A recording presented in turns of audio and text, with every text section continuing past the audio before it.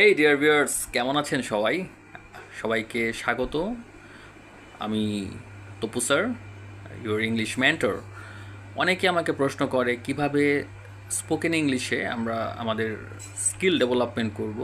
তো আমি ওই সমস্ত স্টুডেন্টসদের আমি সবার আগে পরামর্শ দিই যে স্কিল ডেভেলপমেন্টের আগেও সবথেকে বেশি জরুরি হচ্ছে নিজের লজ্জা এবং ভয়কে কাটিয়ে ওঠা।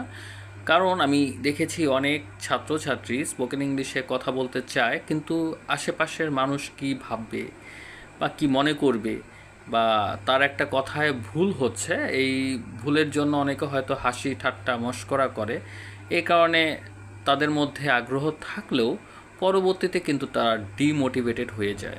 এই কারণে আর তাদের স্পোকেন ইংলিশে যে আগ্রহ বা স্কিল সেটা ডেভেলপমেন্ট হয় না। সবার আগে জরুরি হচ্ছে যে নিজের সংকোচটাকে দূরে সরিয়ে দিয়ে আমি ইংরেজি শিখতে চাই, আমি ইংরেজিতে কথা বলতে চাই, এবং কথা বলতে গেলে ভুল হবে।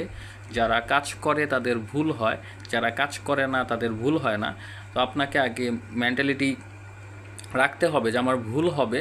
কে কি বলল বা কে কীভাবে আপনাকে ট্রিট করলো, অনেকে বলবে যে হ্যাঁ পারে না, অমুক তমুক, বা অনেকে বলবে হ্যাঁ হ্যাঁ খ্যাত মার্কে ইংলিশ বলে, বা ভাঙা ভাঙা ইংলিশ বলে। আগে শিখে হায়, আবার আগে শিখে এসে পরে কথা বলতে হয়।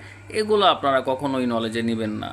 আপনারা আপনাদের মধ্যে সবসময় একটা ডিটারমিনেশন টা মানে হাই থাকতে হবে যে আমাকে ইংলিশে কথা বলতে হবে। কে কি ভাবলো সেটা নিয়ে আসলে আপনার লাভ নেই। বরং আপনি যদি এই জিনিসটাই আমি দেখেছি যে স্পোকেন ইংলিশ শেখার ক্ষেত্রে সবথেকে বড় একটা বাধা তৈরি করে। কারণ স্পোকেন ইংলিশ কিন্তু যে খুব কঠিন একটা বিষয়টা কিন্তু তা না।